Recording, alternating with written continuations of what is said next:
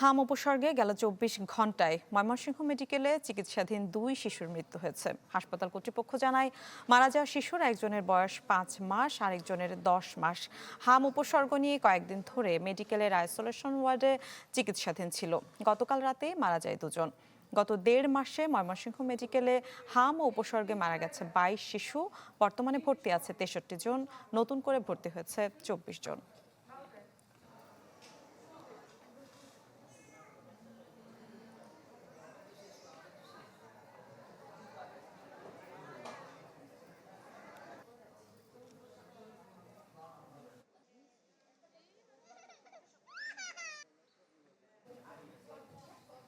দর্শক, এ নিয়ে আরো জানাতে নারায়ণগঞ্জ থেকে যুক্ত হচ্ছেন সহকর্মী আহসান সাদিক। সাদিক, জানাবেন আজ কি অবস্থা দেখছেন?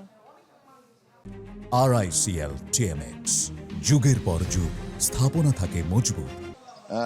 মিলা, এর আগে যদি জানাই তাহলে হামের টিকাদান যে কর্মসূচিটি আছে সেটি কিন্তু নারায়ণগঞ্জে ২০ এপ্রিল থেকে অব্যাহত আছে এবং সিটি কর্পোরেশন বা জেলা স্বাস্থ্য বিভাগ যে তথ্যটি জানাচ্ছেন যে আসলে মোট ৩টি অঞ্চলকে ভাগ করে নারায়ণগঞ্জে কিন্তু হামের টিকাদান কর্মসূচি চলছে এবং এই ক্ষেত্রে যদি জানাই তাহলে ৭৭,৯৮৪ জনকে আসলে লক্ষ্যমাত্রা নির্ধারণ করে নারায়ণগঞ্জে টিকাদান কর্মসূচি চলছে।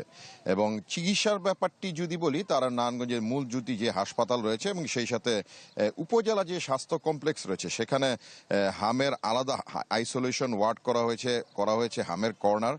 তবে জেলা স্বাস্থ্য বিভাগ যেটি বলছেন যে হামের প্রাদুর্ভাব বাড়লেও কিন্তু নারায়ণগঞ্জে যে হামের চিকিৎসা সেটি কিন্তু নিয়ন্ত্রণে আছে। কিন্তু সাধারণ যে সকল রোগী রয়েছেন তারাও কিন্তু কিছুটা অভিযোগ করছে যে যে সকল থানা স্বাস্থ্য কমপ্লেক্স এবং হাসপাতালের চিকিৎসা ব্যাপারটি সেটি রোগীর অবস্থা গুরুতর হলে কিন্তু আসলে তাদেরকে নারায়ণগঞ্জে রাখা হয় না, তখন তাদেরকে নারায়ণগঞ্জের পাশের রাজধানীমুখীতে আসলে স্থানান্তর করা হয়।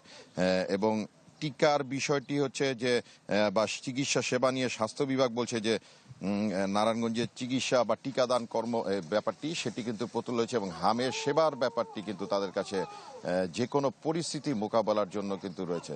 তো রোগীরা মূলত বলছেন যে আসলে চিকিৎসা ব্যাপারটিকে যাতে জেলা পর্যায়ে আসলে উন্নতি করা হয়, তাহলে তাদেরকে কিন্তু আর হামের যে চিকিৎসা সেটি নেওয়ার জন্য রোগীর অবস্থা গুরুতর ঢাকায় যেতে হবে না।